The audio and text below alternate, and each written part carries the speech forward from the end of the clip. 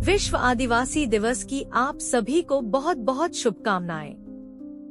9 अगस्त को जब हम सब एक साथ खड़े होने वाले हैं, तो सिर्फ जश्न मनाना काफी नहीं है। हमें यह सोचने की भी जरूरत है कि आदिवासी समुदाय के लिए हमें और क्या क्या करना चाहिए। आज जब पूरी दुनिया आदिवासियों के योगदान को याद कर रही है, तो मन में एक गहरा सवाल उठता है, क्या हमारे अपने देश में आदिवासियों को वह सम्मान और अधिकार मिल रहे हैं जिसके वे हकदार हैं? क्या भारत माता का महान संविधान, जिसने उन्हें विशेष सुरक्षा का कवच दिया था, आज भी उनकी ढाल बन रहा है? या फिर कुछ ताकतें इस ढाल को तोड़ने की साजिश रच रही हैं? आज का दिन सिर्फ उत्सव का नहीं, बल्कि चिंतन का भी है। यह सोचने का है कि जो समुदाय सदियों से इस धरती का असली मालिक रहा है, वह आज अपने ही संवैधानिक अधिकारों से वंचित क्यों है। यह वीडियो सिर्फ जानकारी नहीं, बल्कि एक चुनौती है, एक ऐसी चुनौती जो आपको अंदर तक झकझोर देगी। क्या आप इसे सुनने के लिए तैयार हैं? मैं आपका दोस्त डॉक्टर भाविन कुमार शांतिलाल वसावा, भरूच से। संविधान का वादा, एक सुनहरा सपना। जब भारत का संविधान बना, तो बाबा साहेब अम्बेडकर, जयपाल सिंह मुंडा और हमारे दूरदर्शी नेताओं ने आदिवासियों के लिए कई विशेष प्रावधान किए। 5वीं अनुसूची, 5th शेड्यूल और 6ठी अनुसूची, 6th शेड्यूल जैसी व्यवस्थाएं इसलिए बनाई गई ताकि आदिवासियों की जमीन, उनकी संस्कृति और उनके जीवन पर कोई आंच न आए।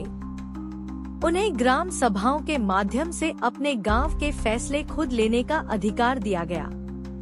ये प्रावधान सिर्फ कागज पर नहीं थे, बल्कि यह एक वादा था, एक ऐसा वादा कि आदिवासी समुदाय हमेशा सुरक्षित रहेगा। लेकिन क्या सचमुच ऐसा हुआ? दिल दहला देने वाली सच्चाई, आखिर क्यों? आज जब हम आदिवासी बहुल इलाकों में देखते हैं, तो मन में एक डर बैठ जाता है। संविधान ने आदिवासियों को जो अधिकार दिए थे, वो या तो उनसे छीन लिए गए हैं, या फिर उन्हें उन अधिकारों की जानकारी ही नहीं है। क्या आपने कभी सोचा है कि आदिवासियों की जमीनें धड़ल्ले से कैसे छीनी जा रही हैं?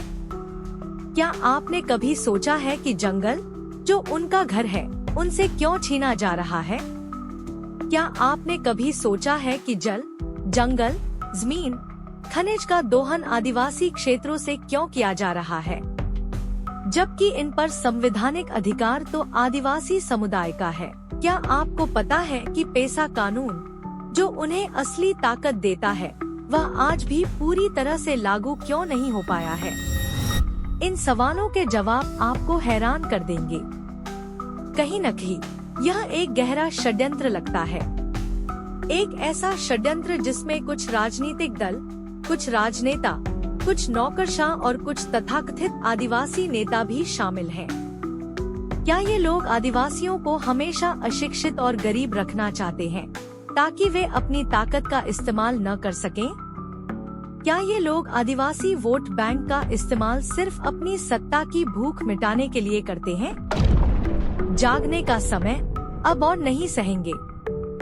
आज का दिन चुपचाप बैठने का नहीं है, आज का दिन आंखें खोलने का है।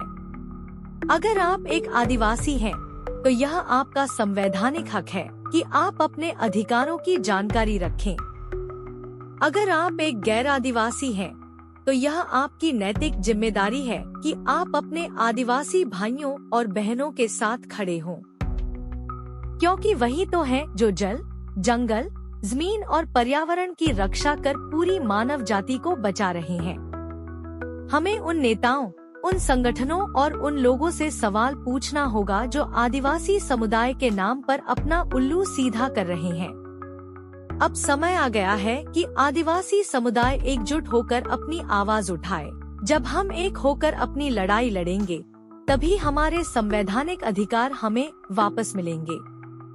आज से यह संकल्प लें कि हम अपने बच्चों को उनके अधिकारों के बारे में बताएंगे। हम अपनी संस्कृति और जमीन को बचाने के लिए हर संभव प्रयास करेंगे। अगर आप मानते हैं कि यह वीडियो सच बोल रहा है और हम सबको जगाने की जरूरत है। तो इसे ज्यादा से ज्यादा शेयर करें, लाइक करें, कमेंट करें और फॉलो करें। यह सिर्फ एक वीडियो नहीं बल्कि एक जंग का ऐलान है और इस जंग में हम सबको मिलकर जीतना है। मैं आपका दोस्त डॉक्टर भाविन कुमार शांतिलाल वसावा, भरूच से।